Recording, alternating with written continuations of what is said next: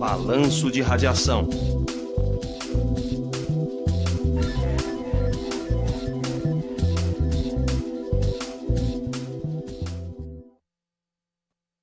Balanço é a diferença entre a entrada e a saída de elementos de um sistema.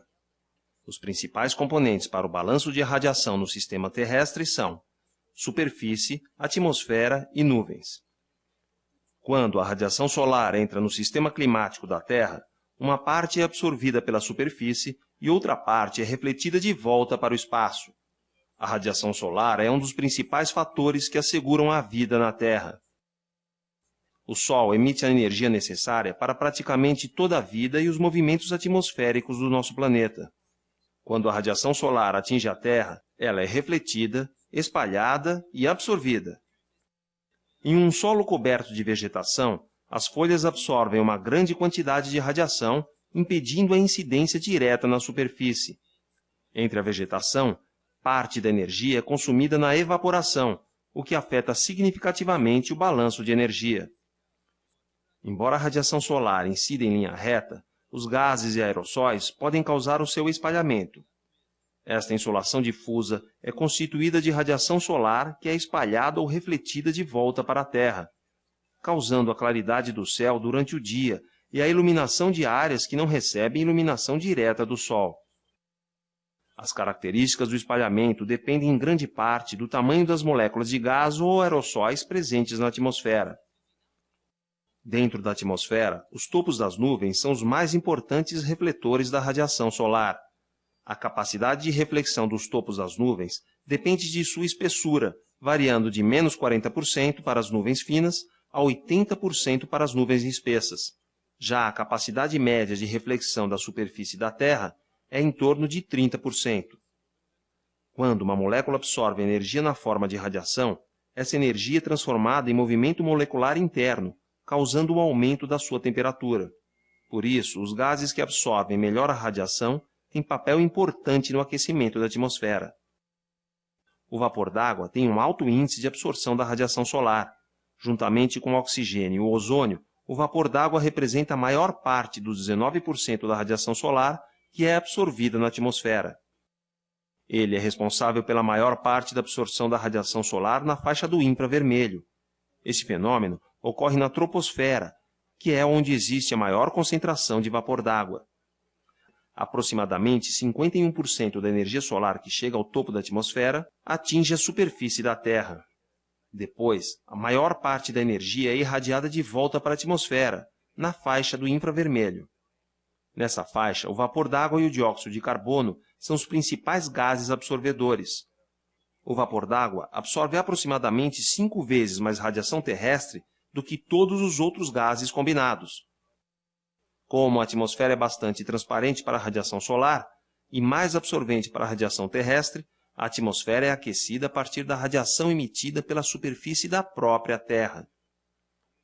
A importância do vapor d'água e dióxido de carbono em manter a atmosfera aquecida é bem conhecida em regiões montanhosas. Topos de montanhas recebem mais radiação que os vales durante o dia, porque há menos atmosfera a atravessar. À noite, porém, a atmosfera menos densa também permite maior perda de calor. Por isso, os vales permanecem mais quentes que as montanhas, mesmo recebendo menos radiação. As nuvens também são bons absorvedores de radiação infravermelha e têm papel importante em manter a superfície da Terra aquecida, especialmente à noite. Uma grossa camada de nuvens pode absorver a maior parte da radiação terrestre e irradiá-la de volta. Isto explica por que em noites secas e claras a superfície se resfria bem mais do que em noites úmidas ou com nuvens. Mesmo uma cobertura fina, através da qual a Lua é visível, pode elevar a temperatura noturna em torno de 5 graus Celsius. Mas por que o céu é azul? O Sol emite luz branca, que é composta de todas as cores visíveis em um arco-íris. De modo geral, podemos dizer que o céu é azul porque a dispersão ocorre com muito mais intensidade para as ondas luminosas de frequências altas, como o azul e o violeta. Desta forma, quase toda a luz de cor azul é espalhada ao redor do céu, em todas as direções. A predominância da cor azul em relação à violeta se explica porque a energia da radiação solar contida no azul é muito maior do que a contida no violeta. Além disso, o olho humano é mais sensível à luz azul do que à violeta. À medida em que vamos subindo na atmosfera, vão diminuindo os gases agentes causadores do espalhamento. Nestes casos, o céu longe do disco solar vai gradualmente escurecendo, até tornar-se totalmente escuro. Por sua vez, o Sol aparece cada vez mais branco e brilhante. Mas por que o céu fica avermelhado ao nascer e ao pôr do Sol? Quando o Sol nasce ou se põe, ele aparentemente está mais próximo do horizonte. Nesses casos, a radiação solar percorre um caminho mais longo através das moléculas de ar e, portanto, mais luz azul e com menor comprimento de onda é espalhada, restando a radiação do extremo vermelho do espectro visível.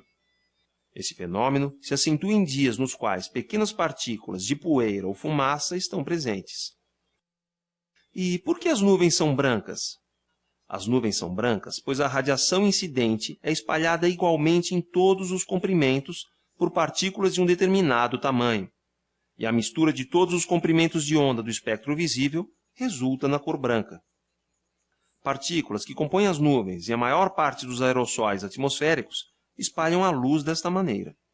Por isso, as nuvens parecem brancas, e quando a atmosfera contém grande concentração de aerossóis, o céu inteiro aparece esbranquiçado. A radiação global pode ser medida com instrumentos especiais, como actinógrafos e solarímetros, que registram a energia que atinge o solo. Na falta desses instrumentos, a radiação global pode ser estimada a partir das horas de insolação. Suponha que um feixe de radiação Q0 penetra no limite mais extremo da atmosfera. Durante o seu percurso, parte dessa radiação será absorvida, outra difundida, e finalmente uma terceira parte atinge a superfície da Terra. A fração difundida pela atmosfera constitui-se de uma parte que retorna ao espaço sideral, e a outra parte que atinge a superfície da Terra denomina-se radiação do céu QC. A parte da radiação que não sofreu alteração ao atravessar a atmosfera é denominada radiação direta QD. Assim, a radiação que por fim chega até a superfície da Terra é denominada de radiação global QG. A radiação global pode ser calculada por QG é igual a QC mais QD. A unidade no Sistema Internacional de Radiação Solar é a caloria por centímetro quadrado dia.